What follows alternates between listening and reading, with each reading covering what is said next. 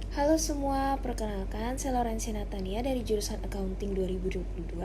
Pada kesempatan kali ini, saya akan menjelaskan tentang salah satu materi mikroekonomi yaitu elastisitas permintaan. Dalam ilmu ekonomi, elastisitas permintaan adalah ukuran perubahan jumlah permintaan barang atau jumlah barang akan dibeli oleh pembeli terhadap perubahan harga barang itu.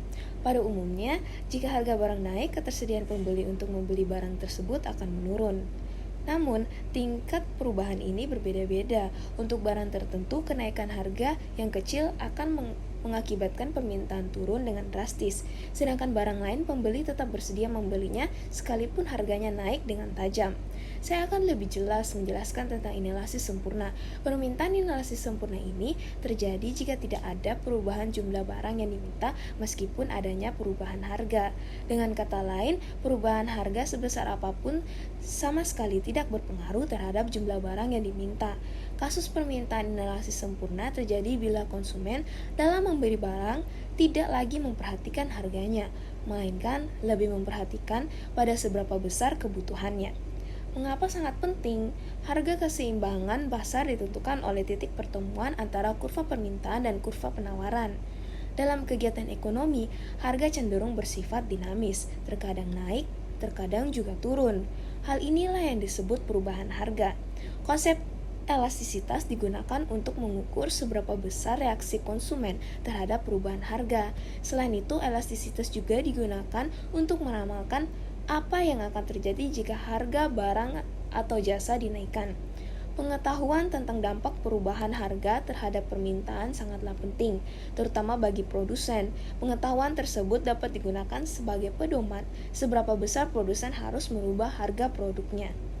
Saya akan memberikan contoh berupa kehidupan nyata yang terjadi di masyarakat saat harga obat-obatan naik. Seberapa besar harga obat itu naik, masyarakat tetap membeli karena obat sangat dibutuhkan jika sakit.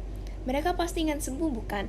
Demi kesembuhannya, harga obat tidak berpengaruh lagi demi kesehatan. Saya akan menampilkan foto berita tentang naiknya penjolaknya permintaan obat-obatan saat pandemi COVID-19.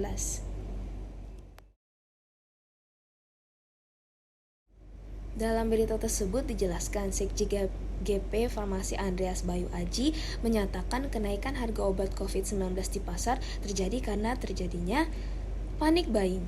Masyarakat khawatir kasus COVID-19 melonjak sehingga membeli obat dan vitamin untuk stok di rumah.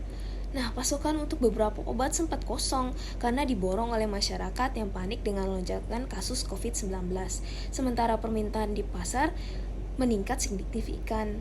Sesuai hukum ekonomi, harga obat otomatis naik. Sebaliknya, jika pasokan berlebihan dan permintaan turun, harga barang akan turun.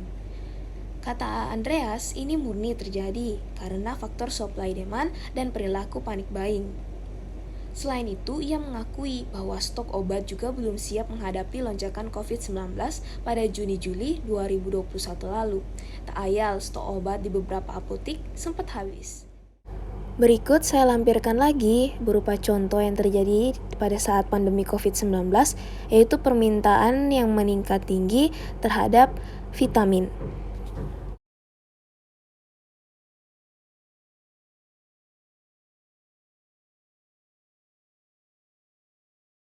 Nah, peran kita sebagai anak muda atau mahasiswa dalam menyikapi kasus ini, kita sebaiknya membeli secukupnya obat-obatan yang kita perlukan. Kita juga harus mengingat orang lain, karena jika kita membeli dalam jumlah banyak, takutnya orang yang lebih membutuhkan susah untuk mendapatkannya. Kita juga jangan berpikiran apalagi untuk melakukan penimbunan obat-obatan, karena jika adanya penimbunan, orang-orang yang benar-benar membutuhkan akan kesusahan dan berdampak buruk bagi mereka. Jadi, bagi kita generasi muda Indonesia, mari untuk membeli obat secukupnya dan membantu sesama yang membutuhkan dengan tidak menimbun obat-obatan maupun masker agar orang yang sakit dan lebih membutuhkan tidak kesusahan dalam membeli. Mari membantu keselamatan orang lain dengan melakukan hal-hal kecil yang berguna bagi mereka. Sekian, terima kasih. Terima kasih atas menonton video ini. God bless you.